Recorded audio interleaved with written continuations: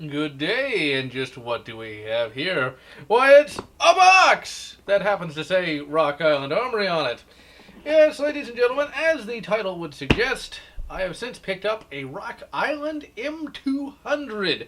I have been looking at this particular revolver for some time, and, well, I finally decided to pick it up. And I picked it up for the princely sum of $214, which is pretty bloody cheap, if I do say so myself. Now, you'll see a number of reviews of this particular revolver. Some will say it's good, some will say it's bad. But you'll see that it's more good than bad. And I think a lot of the bad reviews come from gun snobs. Because you don't want to buy just a mere $200 or $250 revolver. You want to buy something that's $800 or $900 because then you feel good.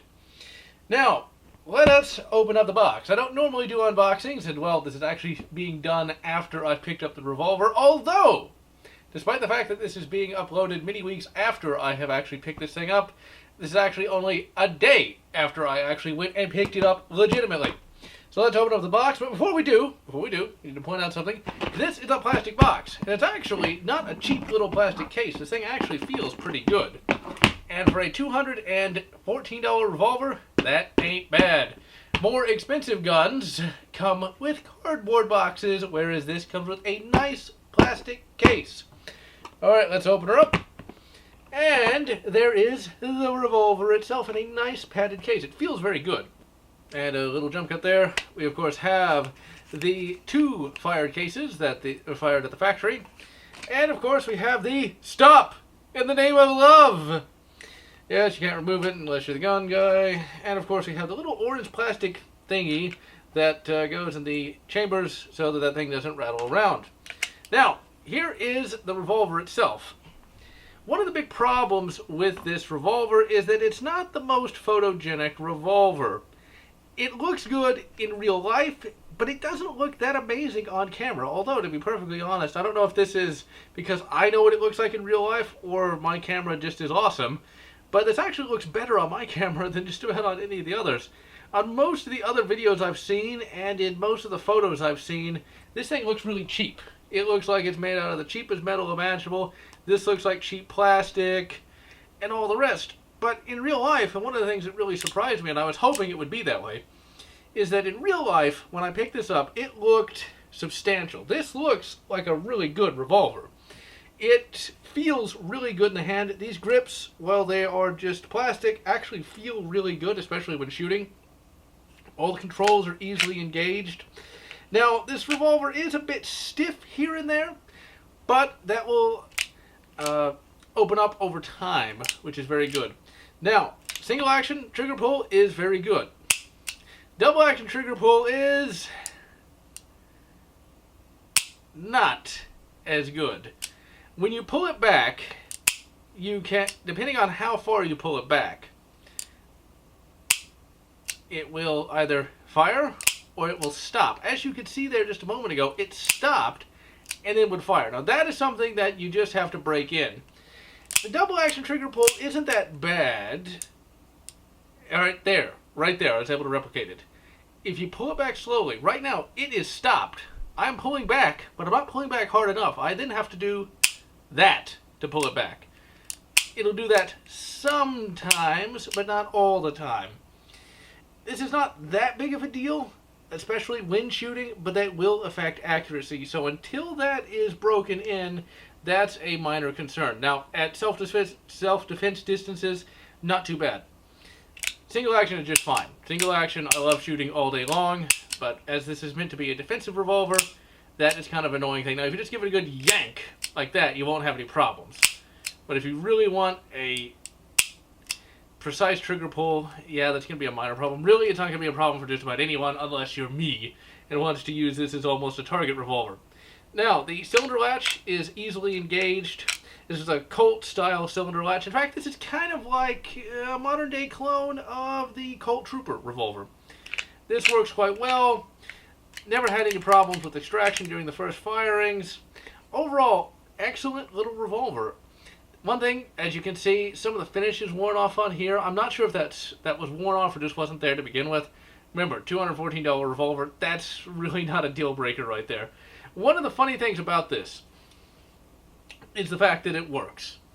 There are so many articles I've read, so many bloody videos I've seen where they'll get a revolver and it just won't work.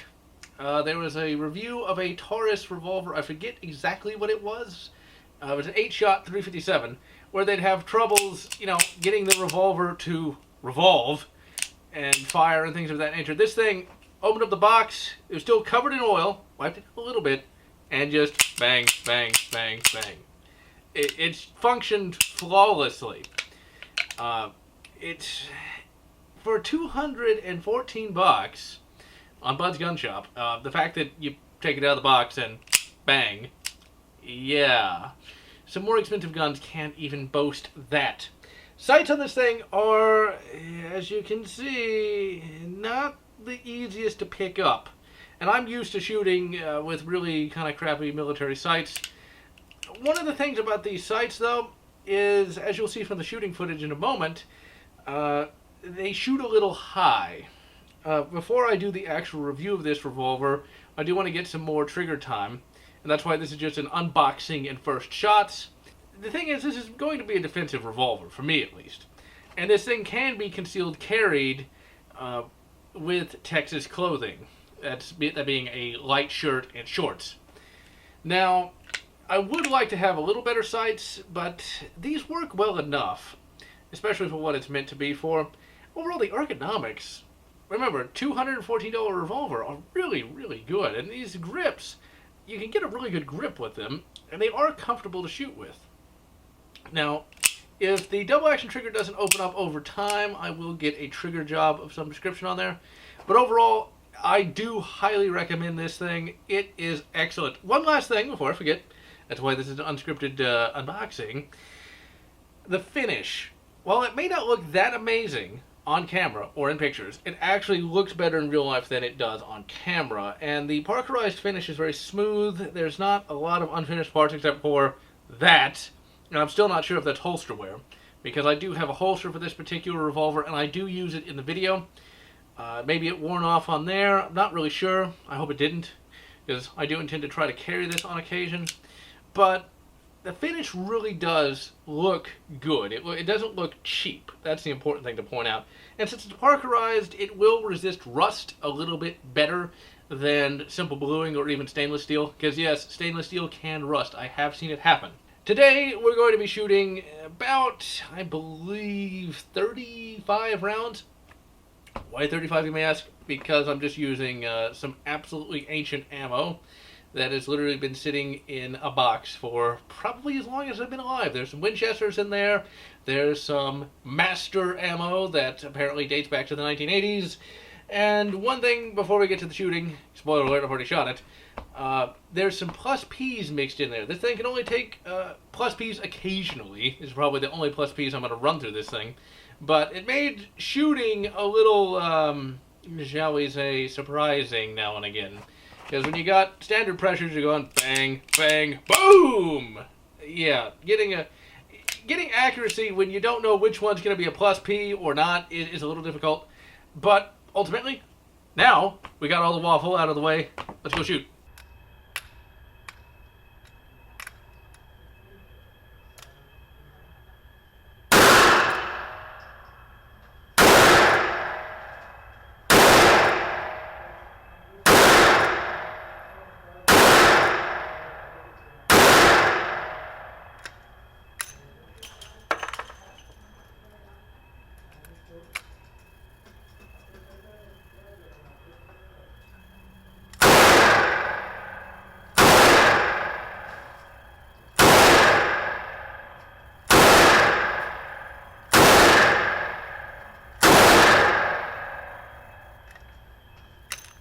As you can see, the revolver is decently accurate. And as I said in the initial waffle, it does shoot high, because on the right-hand side, I was shooting single action, and I was aiming at the yellow circle and hitting the 1 circle.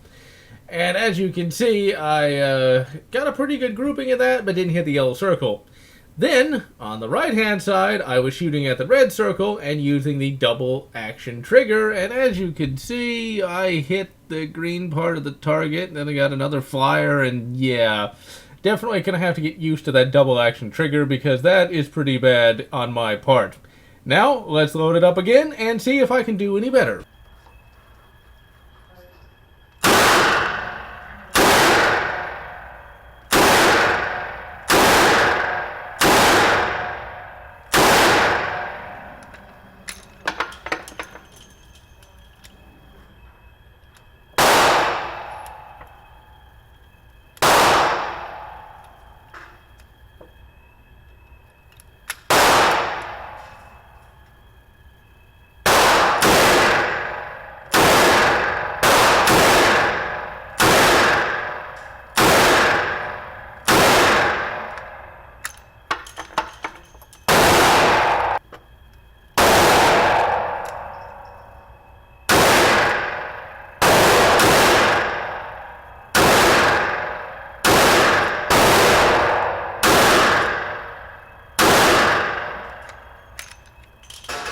Well, ladies and gentlemen, looks like I still need a lot of practice with this bloody thing. I shot at the chest area with the double action trigger, and the grouping isn't that bad. I shot at the head area with the single action trigger, and yeah, the grouping is that bad. Still shooting really, really, really high. Still though, 2 out of 6, that ain't bad. Now, the gun is already loosening up just after that little bit. No longer do I really need to push in hard on that cylinder to get it back in. Overall, I'm pretty impressed by that bloody revolver. As you can see, it functions, and it has not had any malfunctions whatsoever. Worked perfectly right out of the bloody box. Now, I'm shooting this revolver at 25 yards. Realistically, I should just be shooting it at 5 to 10 yards. But you know the general, I just gotta be that overachiever. So, after shooting this a grand total of today, I'm actually getting decent hits, and I think if I shot it a little bit closer, the hits would look even better. But I'm still very impressed that I was able to pull off the hits that I could at that distance. With more practice, I will definitely be able to tighten up those groups. Now, I'm going to turn it over to Gramps and see what he can do with it. He's going to be shooting it at a more reasonable distance. How come you get 6? I only get 5. Because I got the good one. Oh. That's a plus P. That's also a plus P.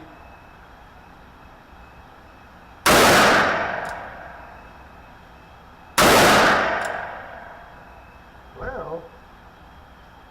That's another plus P.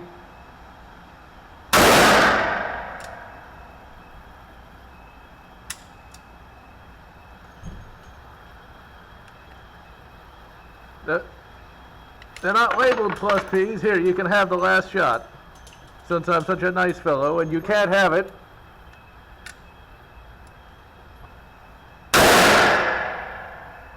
Yeah, at least you got him.